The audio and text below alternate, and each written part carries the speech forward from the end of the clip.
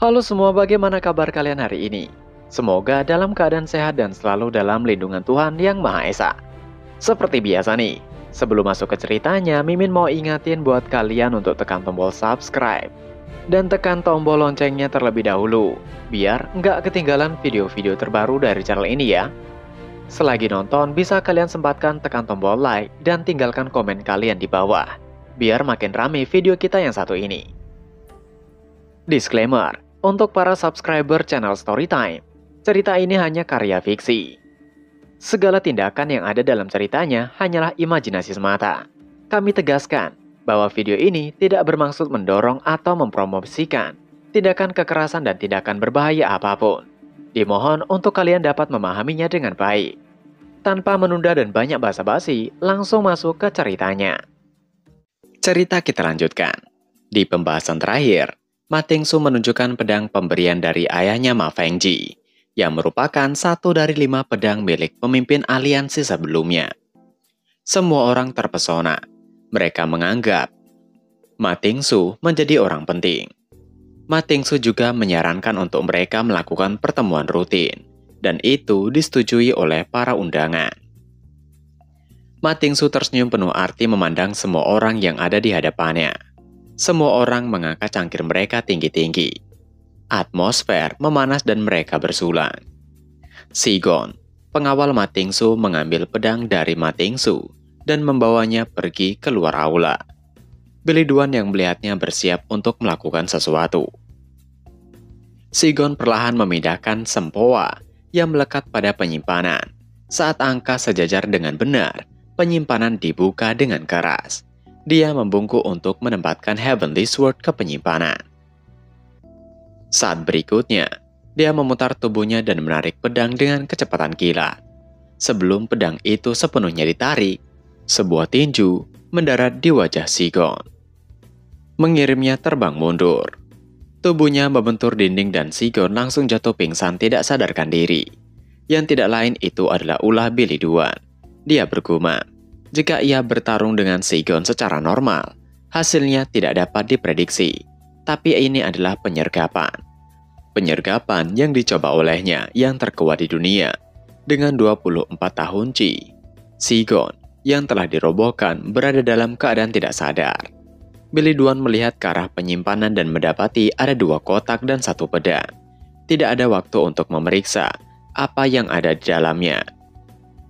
Beliduan menyapu semuanya dan mengambil Heavenly Sword juga. Beliduan menyipit mengatakan, ia akan menggunakan harta itu dengan benar. Beberapa saat kemudian, Beliduan telah kembali ke aula dengan santai, menikmati hidangan dan minumannya. Ma Tingsu masih bersama dengan orang-orang dan berbincang.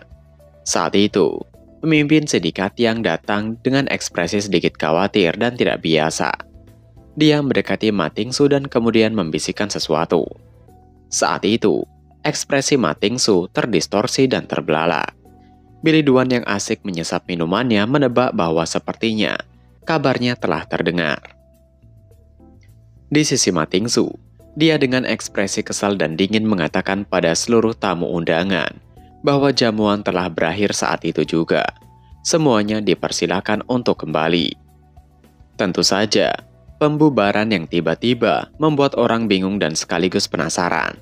Namun mereka tidak memiliki pilihan lain selain pergi. Karena suara Ma Tingsu sebelumnya terdengar dingin, ditambah sekarang dia meninggalkan tempat perjamuan.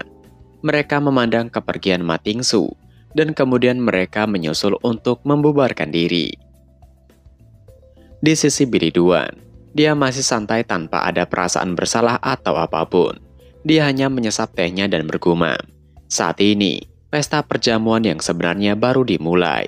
Ini adalah jamuan yang tidak akan pernah bisa diakhiri. Waktu berlalu keesokan harinya di kediaman Billy. Terlihat saat itu ibu Beliduan terlihat tengah memaki Beliduan dengan makian yang sebisanya dia keluarkan. Sedangkan, sang ayah mencoba untuk menenangkan istrinya tersebut. Ayah Beliduan juga penasaran dengan alasan Beliduan melakukan itu pada Song Hualin. Jadi, dia menanyakan, apa alasan Beliduan melakukannya? Beliduan tidak menyangka akan menjadi sebesar itu. Dia terlihat khawatir tidak dapat menjawab apapun. Ayah Song Hualin, yaitu Song Yujing, yang ada di sana juga menanyakan alasan Billy Duan melakukan itu. Membuat Song Hualin babak belur dan tidak bisa kemana-mana dalam 10 hari. Billy Duan menundukkan kepalanya mengatakan, ia ingin melakukan sparring formal dengan Song Hualin. Song Hualin kuat, jadi ia harus melakukan segalanya, dan begitulah akhirnya. Song Yujing masih seolah tidak percaya. Apakah hanya itu alasan Billy Duan melakukan tindakan tersebut? Billy Duan bergumam. Ia tidak bisa mengatakan bahwa itu adalah untuk membuat Song Hualin tidak menjadi incaran Ma Tingsu. Billy Duan masih tidak berani menatap mata Song Yujing membenarkannya. Hanya itu saja alasannya. Mendengar itu, membuat Song Yujing tiba-tiba tertawa terbahak-bahak. Bukannya marah, tapi dia mengatakan bahwa menantunya benar-benar sangat kuat. Ia bangga dengan hal itu. Billy Duan terkejut dengan kata-kata yang keluar dari mulut Song Yujing. Dia tidak marah, tapi tertawa. Apa maksud dari semua itu? Song Yujing mengatakan pada ayah Billy Duan bahwa seperti yang diketahui, putrinya telah melakukan pencapaian besar dalam seni bela dirinya. Bukankah luar biasa fakta bahwa Billy Duan bisa mengalahkannya secara telak? Billy Duan terkejut mendengarnya. Ia tidak menyangka Song Yujing malah memujinya. Itu benar-benar di luar prediksinya. Ayah Billy Duan masih tidak menerimanya.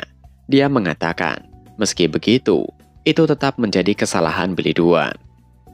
Song Yujing menimpali, sudah jelas seseorang akan terluka ketika sparring. Selain itu, memang mengapa jika seniman bela diri terluka? Ayah Billy Duan masih tidak menerima. Dia berteriak, itulah alasan mengapa Billy Duan harus berhati-hati dalam menggunakan kekuatan. Bukan sesuka hati untuk menggunakannya. Billy Duan pantas menerima hukuman. Song Yujing melirik Billy Duan membenarkannya. Billy Duan memang harus dihukum. Dan untuk hukumannya, ia meminta untuk ayah Billy menyerahkan saja padanya. Billy Duan terlihat terdiam karenanya. Song Yujing menanyakan pada Billy Duan, apakah Billy Duan siap menerima hukuman tersebut? Billy Duan tentu harus bertanggung jawab, sehingga dia menyanggupi hukuman yang akan dia terima. Namun, tidak seperti yang Billy Duan bayangkan, yang mana hukuman yang Song Yujing berikan adalah Billy Duan harus pergi jalan-jalan dengan Song Hualin ketika dia telah sembuh. Song Yujing menanyakan, apakah Billy Duan sanggup menerima hukuman itu? Billy Duan dengan khawatir dan tidak nyaman tentu harus menyanggupi dan menerima hukuman itu. Dia benar-benar tidak bisa menolak dalam situasi seperti ini. Song Yujing menepuk bahu Billy Duan dan memujinya. Billy Duan adalah orang yang bertanggung jawab. Yang kemudian, Song Yujing berbalik dan mengajak untuk ayah Billy Duan minum bersama. Mereka berjalan meninggalkan Billy Duan sendiri meneruskan. Ia tidak menyangka Billy Duan akan begitu kuat. Tidak ada hal yang lebih membanggakan daripada ini, bukan? Ayah Billy Duan hanya bisa tersenyum pahit mendengarnya. Billy Duan menatap punggung kedua orang tua itu, terutama Song Yujing. Menurutnya, Song Yujing tidak begitu senang dalam hatinya. Apakah ada seorang ayah yang bisa tersenyum ketika melihat putri tercintanya terluka dan sampai terbaring tidak berdaya? Tapi bagaimanapun juga, karena situasinya sudah menjadi seperti ini, Song Yujing pasti berusaha memperbaiki moodnya sembari memikirkan hubungan dengan orang tuanya. Keesokan harinya, Billy Duan berada di sebuah bukit di dalam gua. Dia berlatih sejenak dengan pedangnya, mengayunkan beberapa kali. Itu adalah pedang Heavenly Sword. Dia sedikit mengingat kembali masa lalunya. Kapan terakhir ia menggunakan pedang itu? Dengan menatap pedang di tangannya, Billy Duan meneruskan. Ia tidak terlalu menyukai pedang Heavenly Sword. Ia hanya menggunakannya sesekali, karena itu adalah warisan dari pemimpin aliansi sebelumnya. Dengan senyuman tipis memandang pedang tersebut, dia bergumam. Karena ia tidak bisa menggunakannya begitu saja, maka ia harus memodifikasinya. Itu akan menjadi bantuan besar karena ia masih kurang dalam energi. Billy Duan sepertinya membawa apa yang dia peroleh dari jamuan Ma Tingsu sebelumnya. Sebuah bungkusan kain dia letakkan di atas batu. Dia mendekatinya dan membukanya perlahan. Isinya adalah emas sebanyak 82.000 tael dan juga beberapa dokumen. Namun ada sebuah kotak kecil yang menarik perhatian Billy Duan. Dia masih tidak mengetahui apa isi dari kotak tersebut. Ketika dia perlahan membukanya, matanya terbelalak terkejut karena isinya adalah Divine Nine Leaf Herbal. Sebuah tanaman ginseng dengan 9 daun dalam keadaan yang begitu baik. Itu adalah tanaman yang efeknya jauh lebih kuat daripada Millennium Herb yang ia makan sebelumnya. Billy Duan tersenyum meraih herbal itu. Jika Millennium Herb memberinya 10-15 tahun energi, maka tanaman itu memberinya 15-20 tahun Ji. Billy Duan yang tidak bisa menahan kebahagiaannya tertawa terbahak-bahak. Setelah berhenti sejenak, dia akhirnya memutuskan untuk memakannya. Billy Duan memasukkan tanaman herbal itu ke dalam mulutnya dan langsung menelannya. Billy Duan segera duduk dan menyerap Ji dari herbal tersebut. Semakin lama cahaya yang bersinar dari dalam tubuhnya, semakin terang dan terang. Itu berlangsung hampir seharian dan selesai di sore hari. Billy Duan menghela nafasnya dalam-dalam. Senyuman kebahagiaan tergambar di bibirnya. Dari 24 tahun energi yang dia miliki, kini bertambah menjadi 44 tahun energi. Itu sungguh keberuntungan yang tidak terduga. Berpindah pada Ma Tingsu. Dia terlihat marah. Dia mengatakan, mendapatkan eliksir sudah sangat sulit saat ini. Dan Sigon membiarkan herbal itu diambil orang. Sigon hanya diam tanpa mengatakan apapun. Selain keringat dingin dan wajahnya yang bengkak. Ma Tingsu menoleh ke samping kirinya menanyakan pada orang lain. Dia adalah Zuge. Apakah Zuge masih belum menemukan pelakunya? Zuge menimpali, pemimpin sindikat yang sudah mengarahkan orang-orangnya untuk mencari petunjuk. Ma Tingsu penasaran, apakah itu berarti bukan pemimpin sindikat yang pelakunya? Seorang wanita yang juga pengawal Ma Tingsu menimpali, bukan pemimpin sindikat yang, karena dia bersama saat kejadian.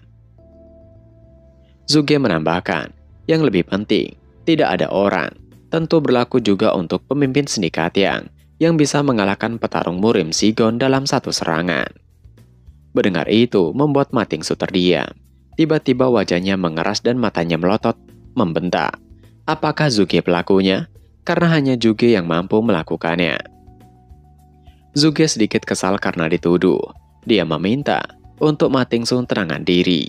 Tidak peduli mau semarah apa Ma Tingsu, ada kata-kata yang tidak boleh Ma Tingsu katakan seenaknya.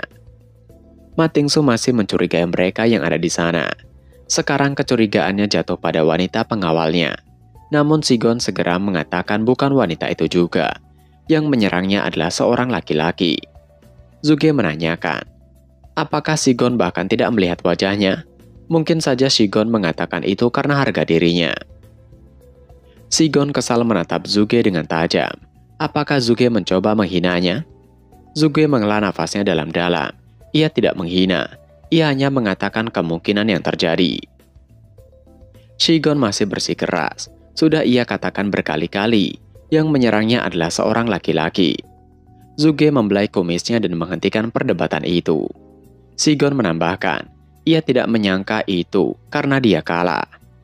Tapi orang yang menyerangnya secara diam-diam itu benar-benar kuat. Ma Tingsu tiba-tiba memikirkan hal lain yang membuatnya semakin kesal. Apakah itu jangan-jangan adalah ulah dari salah satu saudaranya? Berpindah di kediaman keluarga Billy.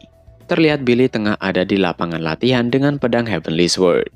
Dia mengamati pedangnya itu. Semua permata dan aksesoris pada sarung dan pegangan pedang Heavenly Sword sudah dicabut dan diganti dengan yang baru. Meski ia tidak bisa mempertahankan pusat tumpuannya karena ia bukan penempa yang handal, setidaknya ia bisa menghilangkan kilatan pedang dan mengganti sarungnya dengan pegangannya. Billy Duan berlatih dan mengayunkan pedangnya itu. Dia meneruskan. Yang ia butuhkan dari pedang itu hanyalah ketajamannya. Berkali-kali Billy Duan mengayunkan pedangnya dan menebas dengan teknik-tekniknya.